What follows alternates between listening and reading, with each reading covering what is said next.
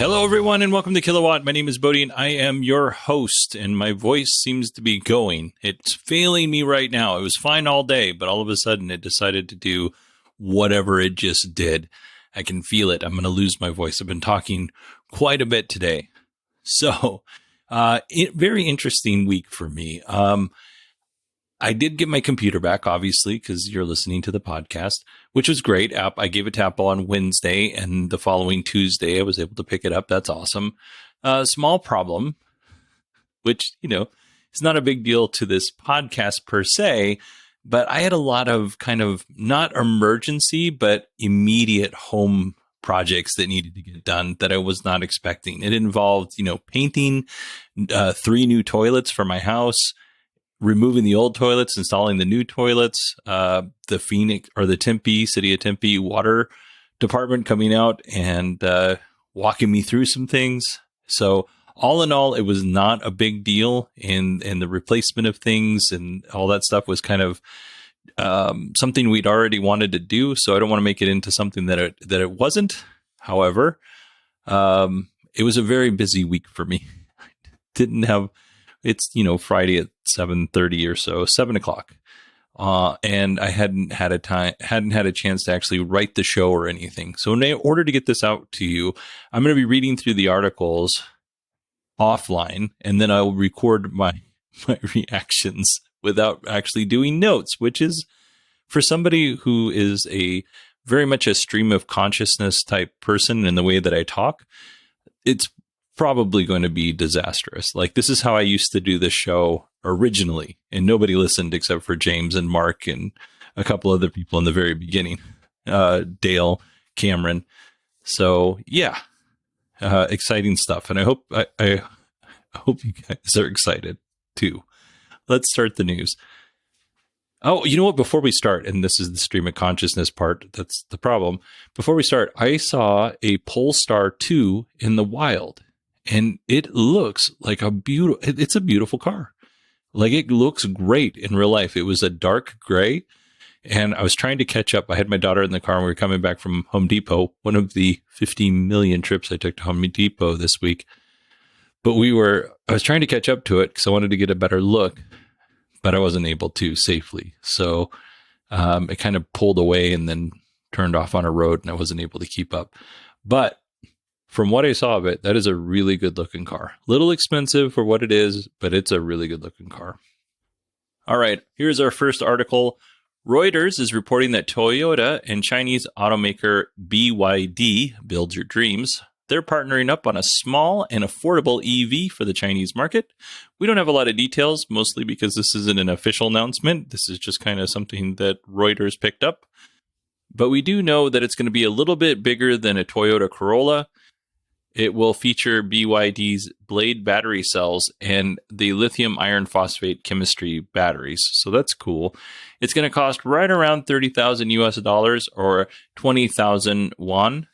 He said with a question mark, because now that he's thinking about it, I might be pronouncing that incorrectly. Speaking of Chinese automakers, though, NIO is working with Shell to build EV fast chargers across China and Europe starting next year. Now, NIO is a no-brainer in this space. When you think, electric cars, you think electric charging infrastructure, NIO makes sense. But it may seem weird to some of you that Shell is building out an EV infrastructure, and honestly, it shouldn't, because they've been building out the EV charging network in the UK. They actually bought EVrivian, hopefully I said that right, which is the UK's largest charging network. So they plan on having 50,000 charging stations by 2025. I should say that's 50,000 charging stations in the UK. By 2024, they should have 500,000 charging stations worldwide. And this is a problem with working off script, so I don't know if I said this or not yet, but they're working with GM to build out charging stations as well. So lots of partnerships for Shell right now. Rivian is having a hard time getting their electric SUV, the R1S, into production.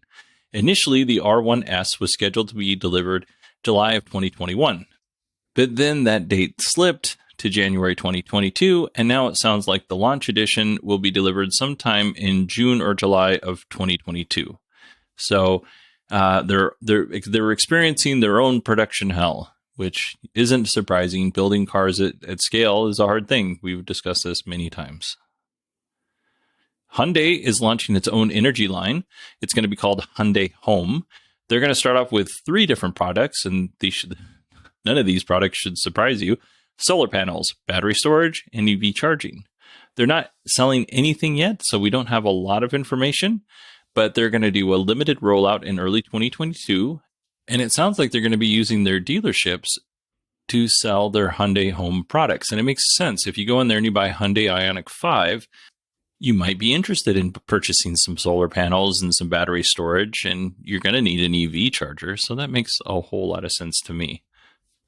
And while we're on the topic of the Hyundai Ioniq 5, we have some official Environmental Protection Agency range results for the United States on the Ioniq 5.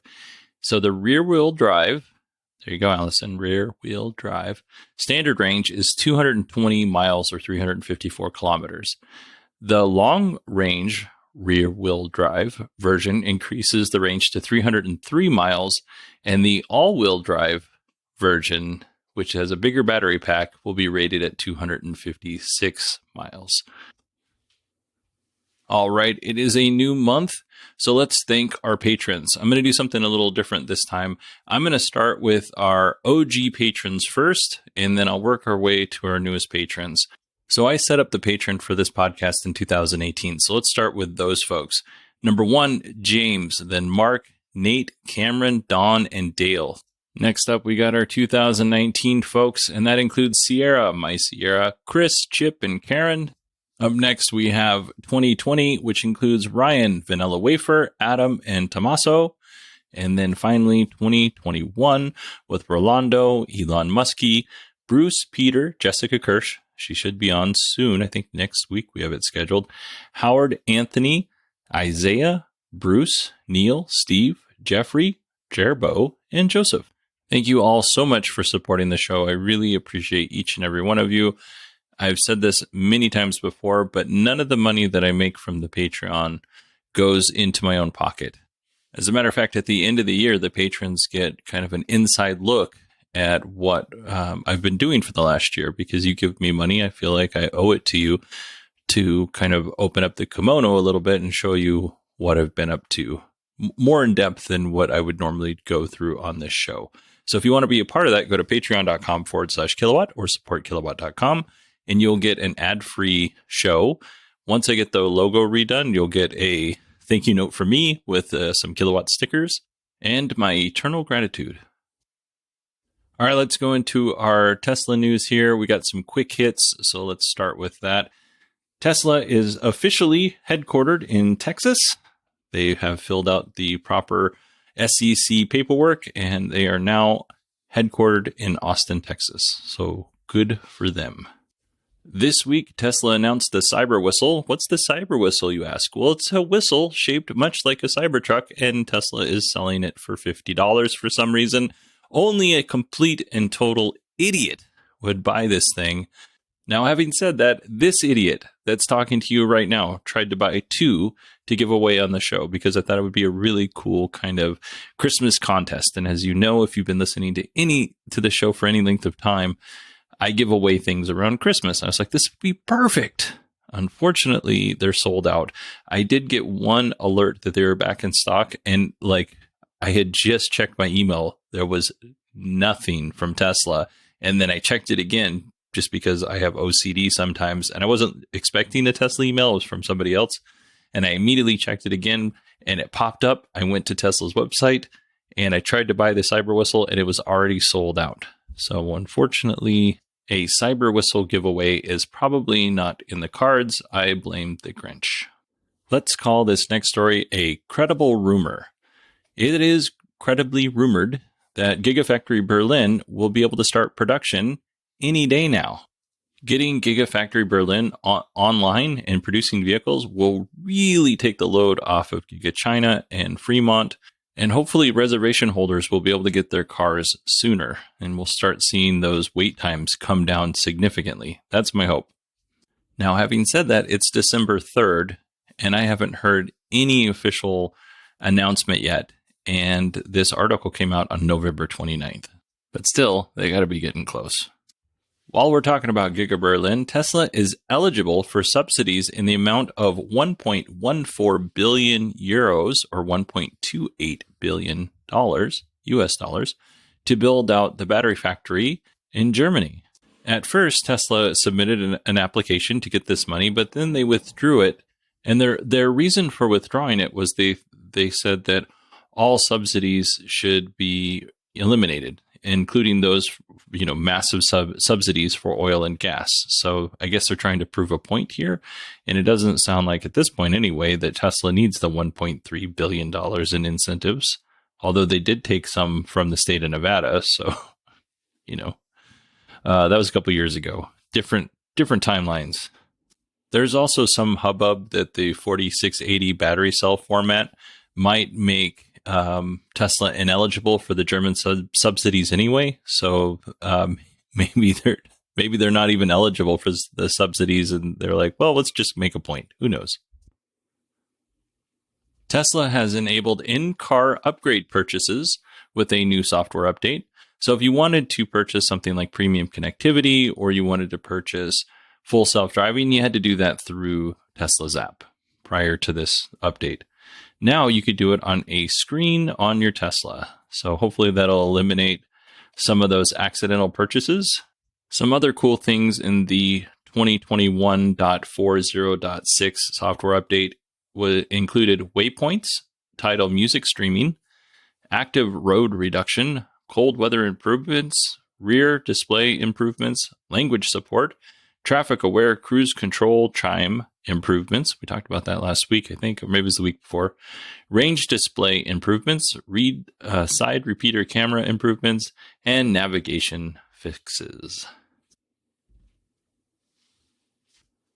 Tesla Model Ys are getting the AMD Ryzen chip upgrade. That's exciting, except for they're getting the upgrade in China, which nobody in China listens to this podcast, according to my analytics, unless they're listening to it on, a VPN or whatever.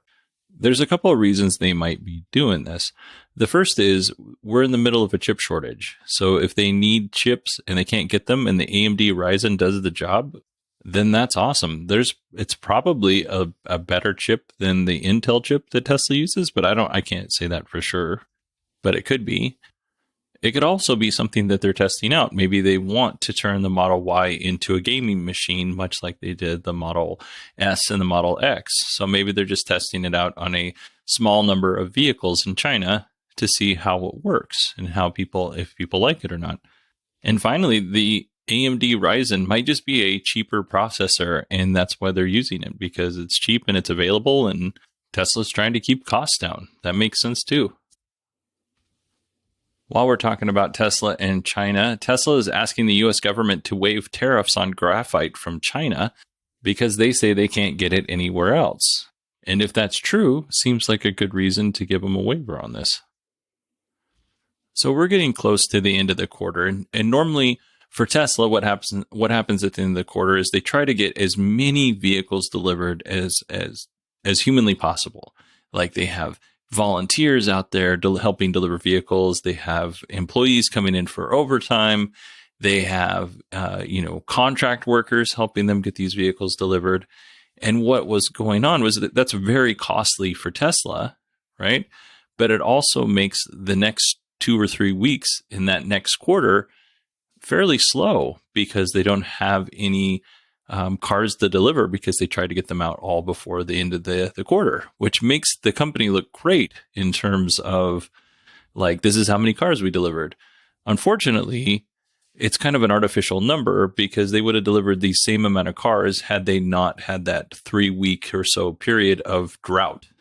So Elon is asking the Tesla team, to prioritize efficiency over delivery numbers. And Elon put this at the end of his email. He summed this up in a really great way. Says, the right principle is take the most efficient action as though we were not publicly traded and the notion of end of quarter didn't exist. In this case, I agree with Elon 100%.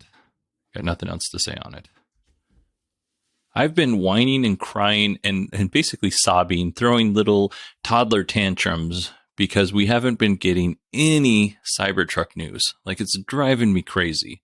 Well, this week we got the news of the Cyber Whistle, which, is exciting news, I guess. But I thought, okay, well, we got a little tidbit of Cybertruck news, the Cyber Whistle. Well, along with the Cyber Whistle, Tesla also rolled out the CyberQuad for Kids, which is currently out of stock, which is to say that's amazing because this thing cost $1,900 US. So, pretty decent price. So this is the 4-wheel ATV for kids that was inspired by the actual CyberQuad that Tesla unveiled 2 years ago. But the CyberQuad for kids, it's for kids 8 and up. It'll go 15 miles on a charge, and its top speed is 10 miles per hour. So this is pretty cool. My kids will not be getting this underneath the Christmas tree this year because they got a toilet instead. So I'm sure they feel just as lucky as if they were to get a CyberQuad. In other Cybertruck news, Elon has said some things on Twitter about the Cybertruck this week. First up, the steering wheel is going to be a yoke, so that's pretty cool. He also said the Cybertruck is intentionally an insane technology bandwagon. I don't know what that means. Cybertruck is intentionally an insane technology bandwagon. I mean, okay.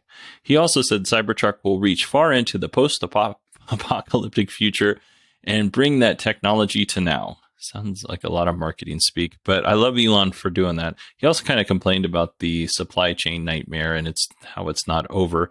He did say that he would provide a product roadmap on the next earnings call. So Elon's going to be on the next Tesla earnings call. So that's cool.